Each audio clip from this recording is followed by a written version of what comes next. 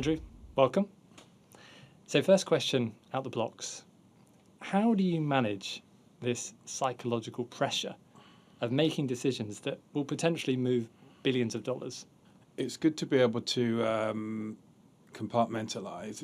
It's good to be able to think about it during the day and then turn off. And lots of people who I worked with in the past would be up all night, and that's not good for your longevity in the role. I mean, I think with investment management, you want to make a distinction between the kind of ex ante decision and ex post decision.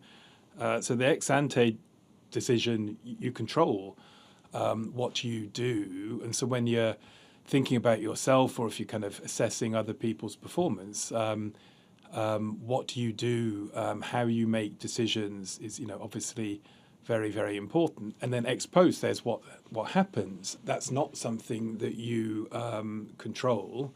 So you can make good decisions and it goes wrong, and you can make bad decisions and it works out very well. I've certainly done that in the past. So I think you do have to sleep. You can't. There are times when it's stressful, and there's times during periods of market volatility when it's stressful. If you're underperforming, it is certainly stressful. But you need to achieve some balance so that you don't burn out. And the nice thing about investment management is it's an industry where you can do it for a long period of time. I often think if you're a trader at a bank, it's kind of something that you might do for a few years, but kind of a young person's game. But the nice thing about investment management is having seen different market environments, different periods in terms of the recent financial history. There's real benefits to having a team that has done it for a long time. And it's interesting at PIMCO, a lot of the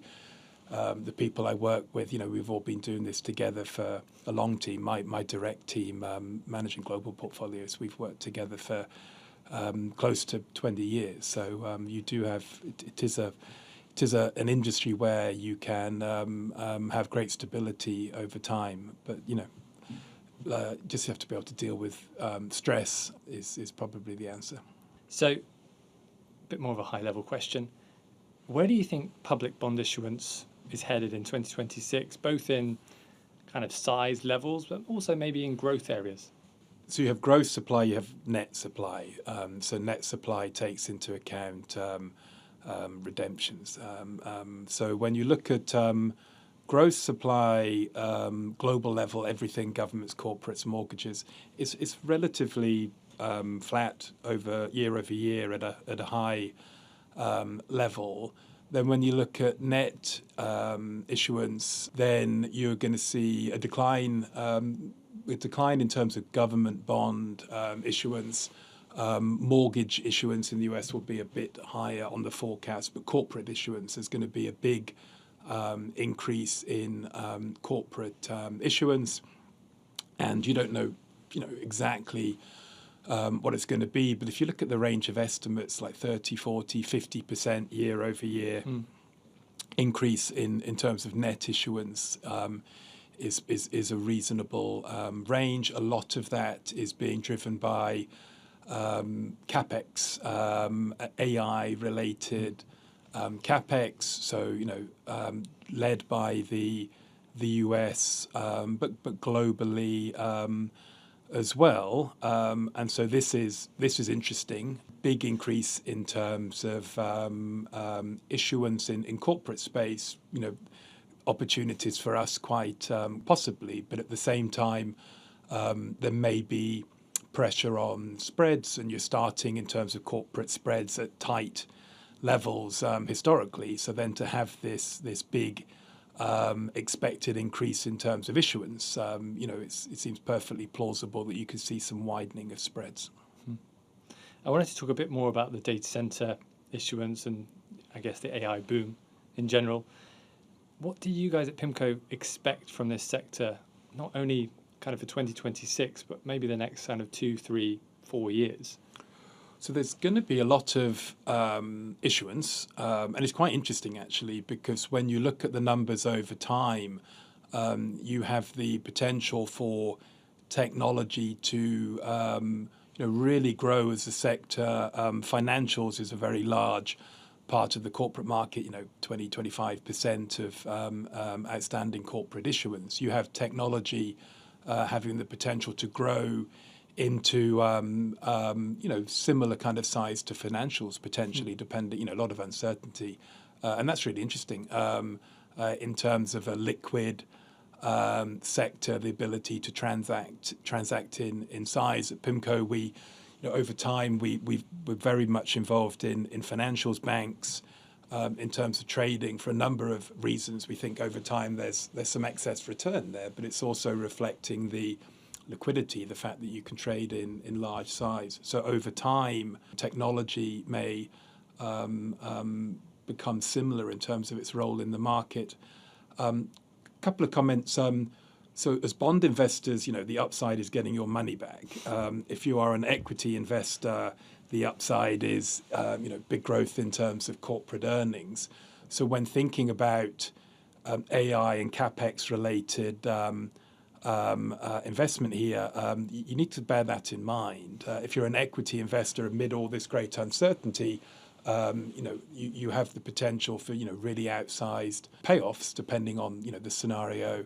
And I think huge amounts of uncertainty about how AI will play out in terms of corporate earnings, in terms of impact on productivity, et cetera, et cetera. But from the bond market point of view, we need to be a bit careful here, and we will be quite careful in terms of technology, the sector, given the extent of the issuance. And then you also have to think about sectors which are going to be negatively impacted. And so, winners and losers in terms of this big development. And then there will be opportunities that come along for us. And our approach in general would be to be quite careful in terms of corporate exposure in general, to be quite careful in terms of exposure to the technology sector. But then there are great opportunities. We did the Meta deal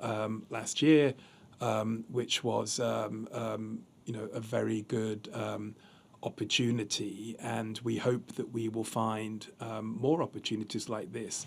And Dan Iverson again keeps saying this in our internal meetings.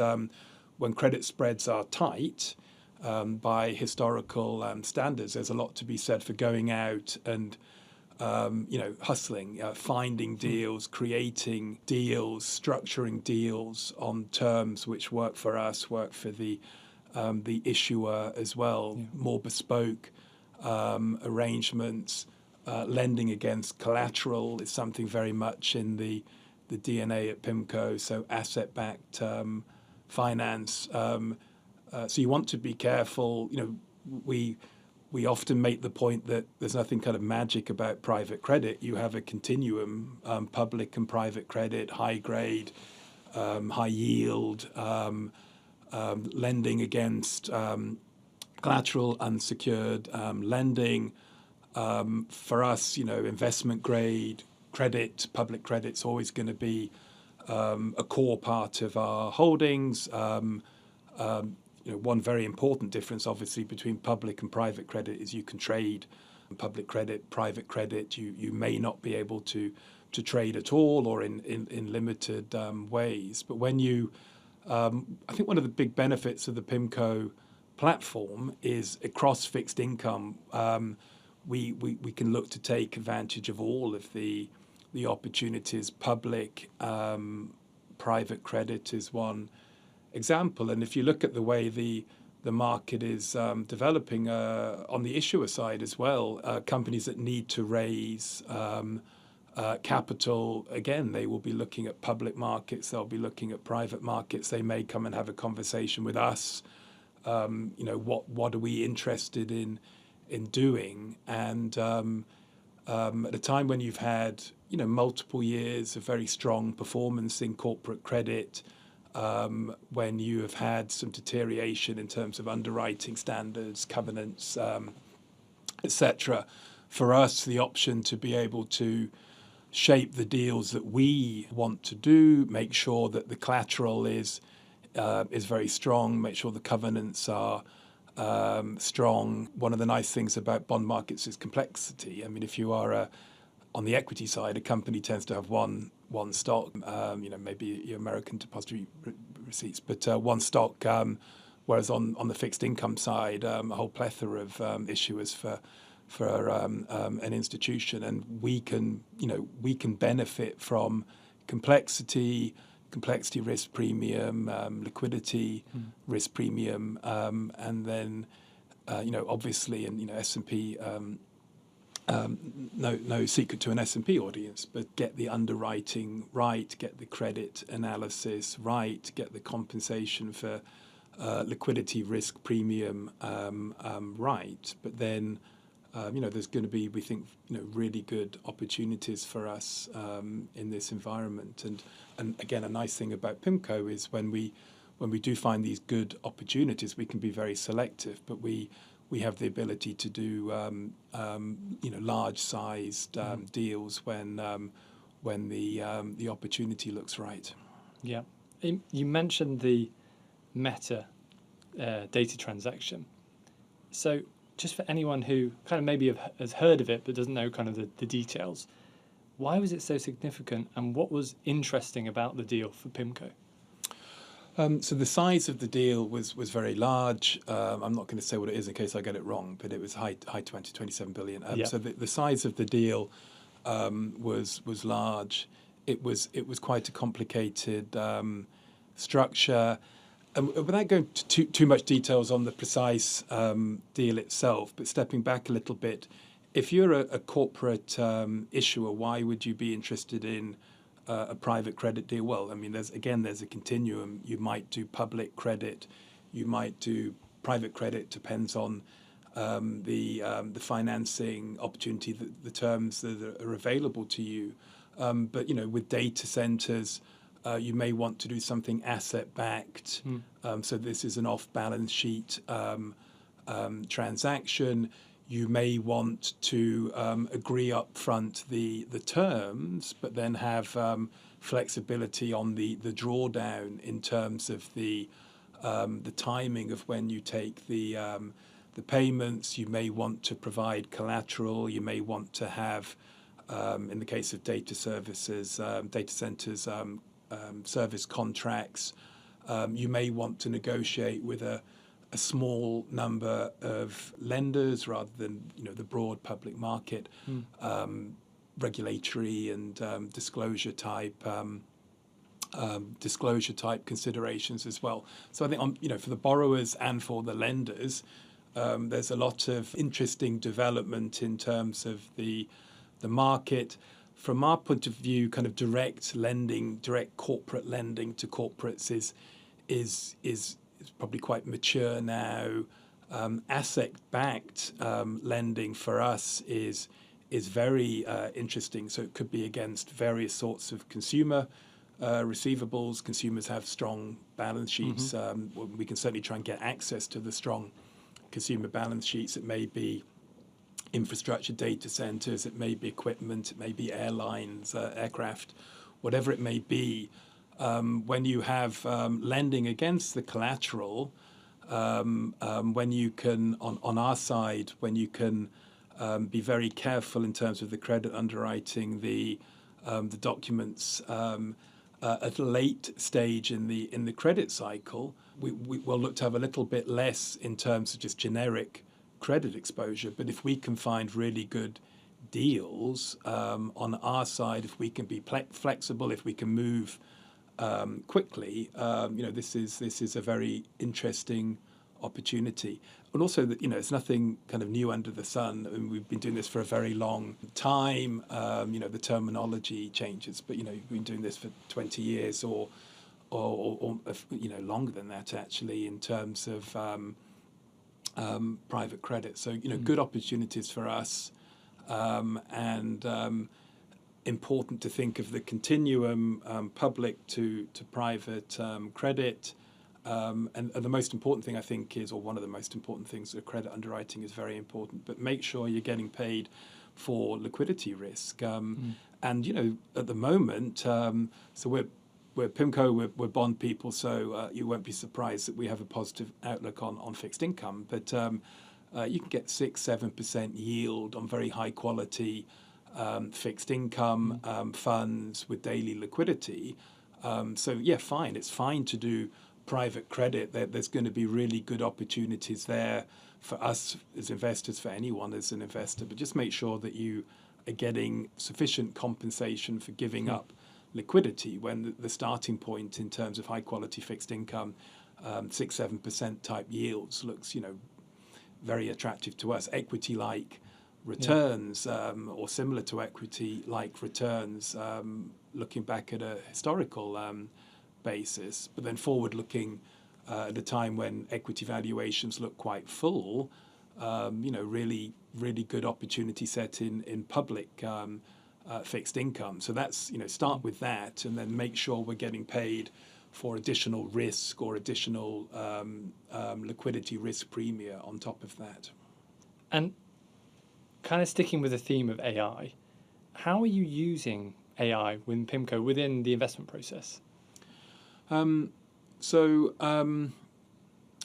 think that with the investment process and more broadly at PIMCO, it's a productivity tool. Some of my colleagues have said something on the lines that it frees people up to do less kind of mundane stuff and spend more time on high value added or higher value added activities. I'd say in terms of kind of direct alpha generation, I wouldn't put huge weight on that, at least at this stage. But for our alpha generators, it's a tool that we use quite broadly. I think one of the credit analysis is certainly an area where we use AI, a tool for our credit analysts. Going through the reports, the conference calls, etc., being able to isolate topics, extract information, etc. I think an important area for us, we do a lot of asset-backed lending, a lot of real estate mortgage lending, and it's a very useful tool in terms of the ability to assess credit quality, extract information in terms of individual loan level data. You have masses of unstructured data, and you can use AI tools to help you organize data. I think on the private side of the business, I think we have tools that we use there. Again, organizing information, organizing data. The classic example would be in a deal room type of situation, rather than kind of having people stay up all night pouring through the documents, organize information across different data sources in that kind of context. There's sentiment type tools that we use. There's forecasting tools. There's forecasting tools we've used for a long time. We used to call it different names, neural networks, or whatever the term was back then. But there are forecasting tools as well. And then with my client-facing colleagues, there's all sorts of things that they use now, and in the future they'll be able to use in terms of reporting to clients, organizing information. So I'd see it as a productivity tool. I'd see it as work in progress. We have a lot of quantitative input into our investment process. We have really good quantitative teams. So the quantitative aspect is very important in terms of the investment process alpha generation. I'd say that AI at this stage is more in terms of supporting our portfolio managers, our analysts, and quite a broad range of things. And when you personally visit the clients of PIMCO, so the pension funds, sovereign wealth funds, insurance companies, what are their priorities right now? What are they kind of asking you about? Well, it's hard to get away from the discussion on the US administration, because this has been very impactful, and for us as active managers, it's been a very good environment. The last year was a really good environment for PIMCO, but for active management in general. So I think you have a lot of focus on. I think the first point would be the U.S. administration and the global implications of the U.S. administration.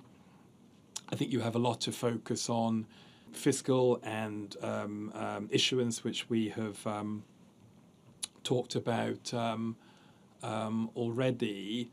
And then I think another discussion we have a lot, and we think it's an important discussion, is kind of the move from cash into core fixed income. If you go back to the repricing in 2022, this was an excellent time to be in cash and a painful time to be in bonds or equities during that period.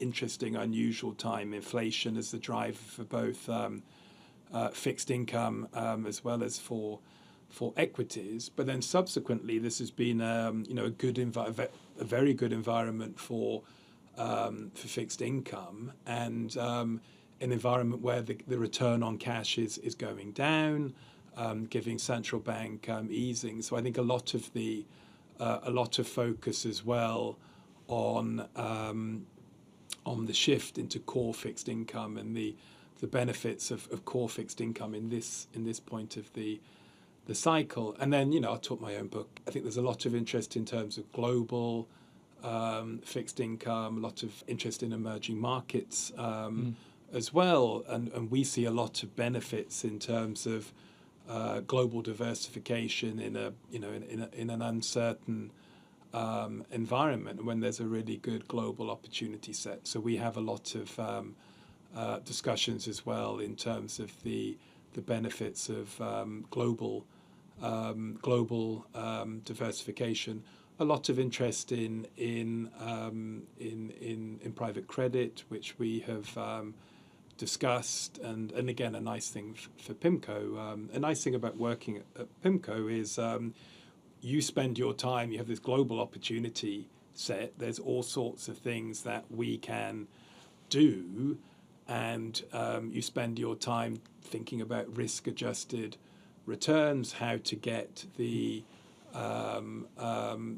best risk-adjusted returns for our clients, across the full opportunity set across government bonds, corporate bonds, emerging markets, asset-backed securities, public, private. That's what you spend your time focused on. So, your older brother Ed went to Oxford and studied PPE, and you did the same. Ed then went to Harvard for his master's, and you did the same. Ed went to the FT, and you did the same. Ed then went into politics, but you chose to move into PIMCO. So, interested to know, what was it about finance or investing that attracted you, and was politics ever on your kind of roadmap? No, we did similar things. You could try and get scholarships. We both went to the same university. You could try and get the scholarship, so it's kind of a standard thing to try and get that scholarship, which allowed me to go to study in the US. And then I spent 8 years at the FT, which was great fun. I worked with Martin Wolf, which was excellent, and writing editorials, leaders, and then I did Lex, the Lex column there. Of course, yeah. And then I was in the US covering the Fed and the US economy, so that was great fun. I don't think I was ever particularly going to go into politics. I think one member of the family was enough, but I was always interested in economics and markets policy, and so I went and worked at PIMCO, and so I loved being at the FT. If you're interested in economics, markets, macro policy, then being the US economics correspondent at the FT was good fun. And then when I moved to PIMCO, kind of half the job is similar. You're thinking about the, well, maybe not half, but a good portion of the job is similar, and then you are thinking about how this relates to trades and markets. But a lot of the topics. When I started at PIMCO, I spent most of my time on global central bank watching. which was pretty similar to what I was doing at the FT. So it's kind of an interesting move from the FT to PIMCO, and not kind of a tried and trusted, people going from journalism into managing money at an enormous investment manager. When you moved across, did you initially manage money, or is that something that you took on later? And also, how did you get the role at PIMCO? Was it an open interview, or was it just connections? So when I was at the FT, I got to know people at PIMCO well. I got to know Mohammed Al-Arian very well, who subsequently was the chief executive at PIMCO. Two-time guest on Leaders, by the way. Oh, is it? Excellent. Yeah. Good. And he was co-CIO. And I got to know Paul McCulley. Do you remember Paul? Yeah, I remember Paul. Paul McCulley very well. And so that was my introduction. And it's interesting. I think it would be harder now. When I joined PIMCO, US total return was, I don't know, 2/3 of the business, probably more actually. So we spent a lot of time focusing on the Fed, the US economy. So when I joined, I wasn't sure I would have much clue what was going on. But the first day I was there, I was in the investment committee talking about the Fed. So that wasn't quite, it was familiar territory. And then I was meant to be our global swaps trader. I think I'd have done a poor job at that. But then Lehman defaulted, so I didn't do that. And I started off. I was a strategist and focused on policy. And then I started managing money a couple of years after I joined, initially in the US, and then I moved back to the UK. And did you always have kind of an eye on managing money, or was it being in the role for a couple of years you thought, actually, I could kind of give this a go, I think this would work out for me? So when I was at the FT, I was interested in markets. I was interested in policy, economics. I had a good idea. I probably wouldn't stay at the FT forever. I mean, most of my friends from there, people moved on and did different things. But I didn't have a plan to manage money, so I did that. And you have an opportunity. You manage small number of portfolios. Do you do a good job? And if you do a good job, then you do more. And managing money is if you're competitive, if you have views. The nice thing is, you get to keep score because every day you have your P&L. So we talk a lot. We spend a lot of time analysing, discussing issues at our investment committee. But ultimately, the P&L shows on a trade, or overall shows whether you're getting things right or wrong. So if you're interested in these topics and you like to keep score, it's a very good thing to do. And then a nice thing about PIMCO, this goes back to Bill Gross, is the focus on alpha and clients. On the investment side, the investment process is about generating returns for clients. It always feels a bit exhausting the first week of January because we had a very good year last year, and now the clock resets and we have to start again rowing the boat. But the culture of the firm is alpha generation and having investment products which make sense for clients, and so you get to manage money on behalf of a very broad range of clients across the world who trust PIMCO with their money. So, be interested to know. You mentioned Mohammed Al-Arian before. You're sitting inside kind of arguably one of the most influential bond houses in the world. So, what kind of lessons have you learned from working alongside these great investors, or your colleagues at PIMCO? So Mohammed, I learnt a lot about macro frameworks, and 2008 was really interesting because Mohammed had been at the IMF, had a lot of experience from his IMF days of crisis management. So I learned a lot from him in that time. We had this investment committee, and Mohammed and Bill were running it, and the job was write down 30 policy interventions that you think may happen after Lehman Brothers defaulted. So I wrote down 25, and I was kind of laughing the last half dozen, but about, I don't know, most of them happened. And the world really changed there in terms of the government intervention, incredible range of interventions you saw in the US and then globally. I learned a lot from Bill Gross, and we've added to it and we've improved it, and we have more of a quantitative focus, I'd say, today than we perhaps had at the time. But most of the investment framework that Bill Gross developed, starting more than 50 years ago now, and I learned a lot from Bill. One interesting thing is if you're an investment manager, you need to think about the baseline and the risks around the baseline, and then you compare this with market prices and you look for asymmetries. Whereas if you're a central banker, you have to do point forecasts, and you have to show you're working in a different sort of way. So one thing I thought was really interesting in the run up to to Lehman Brothers is PIMCO had figured out the scale of the problem in financial markets and the risks, and we were too early, which often happens a year or two early.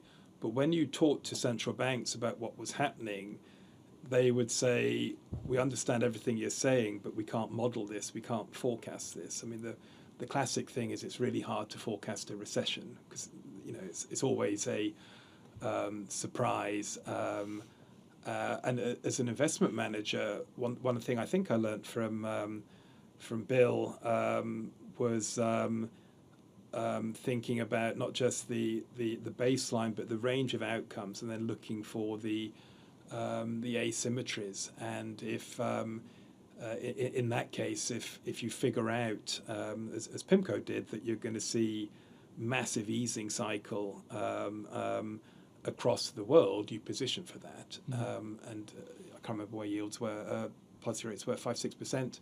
If you think they're going down to 1, then there's a massive asymmetry because they're probably not going up to 10. And then be patient. You're not always going to get the timing right. So, final few questions now. What does Andrew Balls, in one of the most highly pressured role in global finance, do to just relax and chill out? I play the drums. Me too. Which do you? Yeah. Which is a nice thing to do. I did that last night when I got home. So that's taking out any stress from. That's a good thing to do. Like the first 20 minutes when you get home. What do I do? I spend a lot of time watching my son play football, which is great fun, and I've done that a lot over the years. And then my family were Norwich City fans, probably a bit less fun with second to bottom of the Championship. But well, me and my family are all West Ham fans. Oh God! So we're in the same boat. No, well that's tricky as well. So we may be seeing you next season. Actually, we may not be seeing you next season. Oh, there we go. So no, I go to a lot of. 10 of us went the other week. 10 of my family, we all went the other week as part of the Christmas holiday. So that was good fun. So. Any favourite books or podcasts right now? I like to read books on history. I like podcasts on history. I like the. I do listen to The Rest Is History. I listen to that in the car with my family quite often, or if I'm cooking or something. I like I was lucky enough to have dinner a year or two ago with the hosts of The Rest Is History, which was good fun. Football, history, podcasts, books. I've never read them before, but I'm reading the Simon Sharma books on British history at the moment. I'm halfway through the first one. I shouldn't say I'm reading them, but because when I was at school, there's certain things we just didn't study. We did the First World War, but we never really did. And there's whole bits of history I don't know, so I'm filling in the gaps a little bit there. So there we go. Drumming, football, What else? That's probably the most. Well, Andrew Balls, thanks so much for joining me today. Nice to talk to you. Thanks for having me.